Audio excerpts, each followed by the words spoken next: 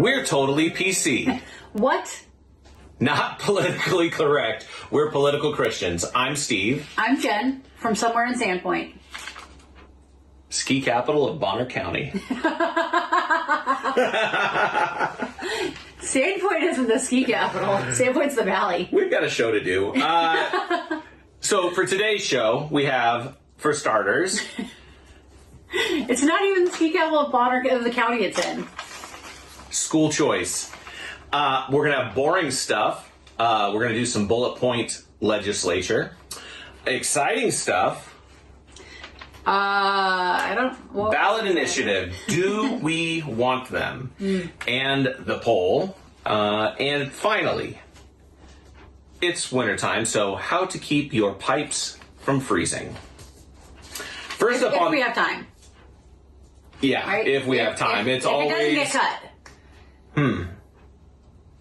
Don't cut your pipes, because then your water will freeze on the ground. For starters, we're talking about school choice. All right. School choice, actually. So a lot of people want school choice. It would be their choice. And among them, you'd think because they want school choice that they would like making choices, but they are having a hard time figuring out how to, what to pick, which way to go with school choice. A couple of the things are vouchers versus tax credits.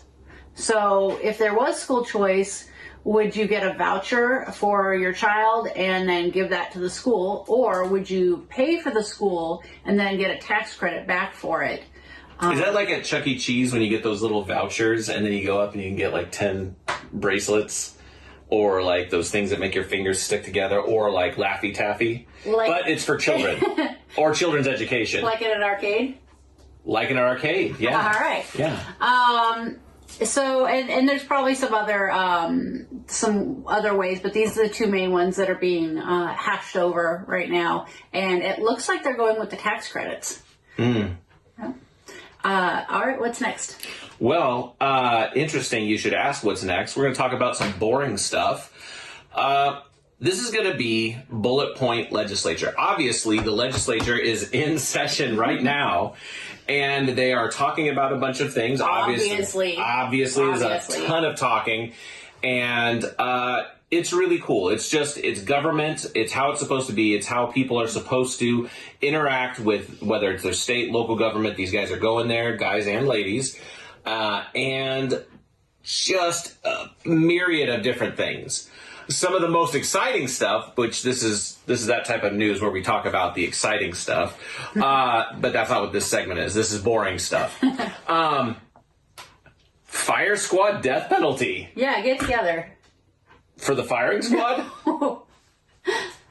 So this was up, and some of the talk about it had to do more, not really with how many people we want to kill in Idaho for murdering or whatever, but it was just the financial part of it and the difficulty in getting drugs for doing lethal injection.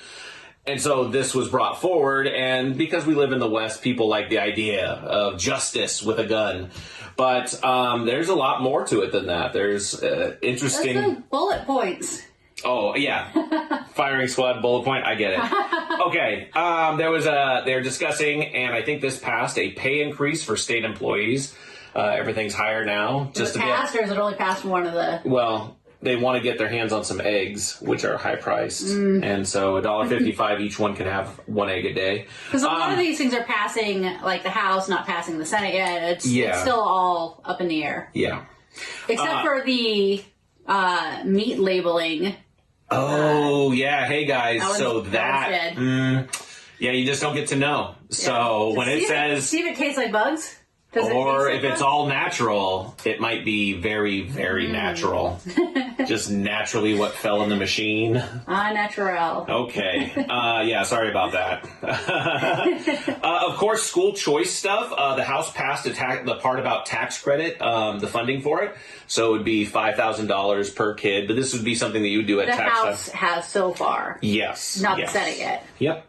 And also, illegal immigration was something that was big during the election, and that's since Trump has taken office. There's been a lot of stuff going on with ICE. So Idaho, with HB 83, it speaks about changing some language. So we have actually in the code something about illegal entry, how somebody gets in the country, so that those kind of laws could be enforced. And one last one, indecent exposure. A lot of stuff recently. This is a Christian news channel. There's been a lot of stuff with the trans and the story hour with the people. I think it's the drag queen outdoor parades. I think it's the main, so those issue. can be pretty graphic. So I think that's what was the impetus to kind of really define what is indecent exposure, but that's being discussed in your legislature. So that is really, really cool. They're doing that job. We don't got to do it. It feels like we're doing it a little bit. We're having just fun. To know about it. We're telling jokes. Yeah. Cool. Okay, go ahead. Give me a joke. Let's see. Death penalty. We talked about that. That's not funny. I don't got any. Exciting stuff. Moving on. We're going to talk about ballot initiatives. Do we want them? Yeah. Do we want them? I don't. Why would we? Why wouldn't we? You don't, huh? All right. So there's two sides to this. One side wants to keep them. One side, not so much. Can you guess which side? All right. So Reclaim Idaho. On our first episode, we featured Luke Mayville. I don't know if we can rehash that old picture of him, but they're back out. They're trying to hold on to those ballot initiatives. One side wants to keep them. They're saying that they're citizen initiative rights. So both sides kind of always pick nice words that sound appealing, that would make you want to choose the thing. Citizen initiative rights. It sounds good, and who wouldn't want to be able to check our legislature and have the fun of direct legislation as a citizen. I have opinions. Go ahead. Keep going. I hope everybody has opinions too when they're hearing this. Who wouldn't want to be able to do that? The against side says it's not worth it. That it's not worth it to have the ballot initiatives because they say that it's being abused. They say it's being abused by big money, out-of-state influences, or as Reclaim Idaho calls it, organizers. So when they take money and weaponize it, as the against side would say, when they take money and weaponize it against the people through expensive advertisements and campaigns. Which cowboys out on the ranch, they're just like you, and they really like opinion. They really like ranked choice voting. So ranked choice is a really good recent example of this, where a lot. You said we should probably give a number if we're not sure. You said you think it was 40 million? I think that was the end cost, and I believe that we'll fact check it and we'll tell you at the time of airing. If we remember. Yeah, if we remember. But 40 million, I believe, was the number that it could go as high as to bring in the Dominion voting machines and get everything in place to be able to do ranked choice voting. Well, no, I'm not talking about how much it would cost to have ranked choice voting. I'm talking about how much the people who wanted ranked choice voting spent on their campaign. I can't remember the number. It was at least 20 million. It was a lot of millions. It gets into who's actually getting the money, because the advertisements were nice, but they weren't. I know the pro, and that's just in this state. I know the pro side. The against side spent at least $1 million. I think you'd have to go back into Sunshine and see who spent what. That's politics. Get those numbers right. Forget what happened, and then we'll research our numbers. Next time politics comes up, and that's how we'll get them, with numbers. Mathematics, school choice, it matters, folks. Education. So the problem is for the against side that they don't want to have to spend all that time and money fighting these huge machines that would come in to affect Idaho, because a ballot initiative is supposed to be the citizens' direct influence on law, but it's not. If there's some loopholes that may be being abused, and that's what some of the reforms are talking about as far as the against side. The against side wants reform or even possibly elimination, and the pro side definitely wants to keep the ballot initiative. And the reasons that they're claiming are that it gives people more direct influence, but we've seen examples in the recent past that would bring that into question. Mm. Yeah, I was going to say this should be part of boring stuff because you said machines, like big machines and all this stuff, and I was thinking Terminator, like that would be exciting if the AI legislation got inside and they started making ballot initiative robots that started attacking the people, then we'd have a reason to fight. And they all look like Luke Mayville. Like a robot. Like how the Terminator all looks like Schwarzenegger. Yeah. Yeah, they'd all look like Yeah. Mayville. All right. Well, You're gonna have to work that graphic up. yeah, I think there's a way to do that. Okay. What else we had? So ballot initiatives, and there was a thing that we were speaking about actually before the show about negative rights, and I just wanted to kind of highlight that a little bit. That we have a lot of talk about what's going on in the legislature and the minute down to the pinpoint defining what is your right and what is not your right, and the truth is not talking about the ballot initiatives, talking back so separate about from that. all the bullet points we're seeing of things that are happening in the legislature, all the bills that are trying to be passed. Yeah. There's a lot of them, and there are only a few that are deregulatory. So we're adding, and we're not really taking away. But you do have to have a bill be put forward to do deregulation. And some of the bills I was actually reading through, they were concerned with just that. And there are legislators who speak about that it looks like, there's so much legislation. Some of the legislation is to get rid of legislation for long term.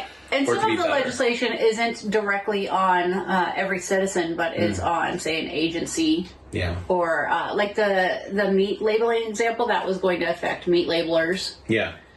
But back to the point, speaking about negative rights, just that you as Americans retain rights that aren't specifically defined. It doesn't have to be defined for you to have it as a right. In fact, you have it unless it's very specific that you don't. Mm-hmm.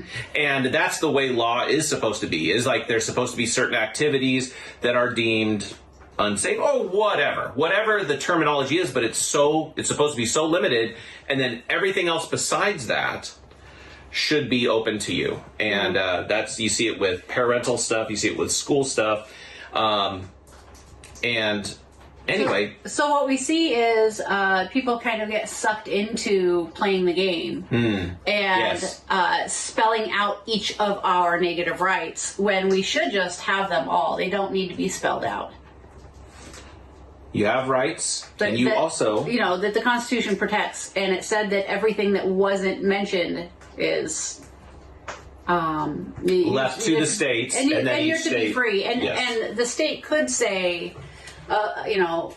we didn't say anything about it, so of course you're free. But instead it is hashing out each specific freedom or non-freedom through legislation so that you're bit by bit micromanaged. Would you rather live in a country where broccoli was illegal or live in a country where ice cream was illegal? Yeah, neither one of those are free. Yeah, neither one. Yeah. Doesn't matter where you fall on it. You're broccoli, right? I'm ice cream.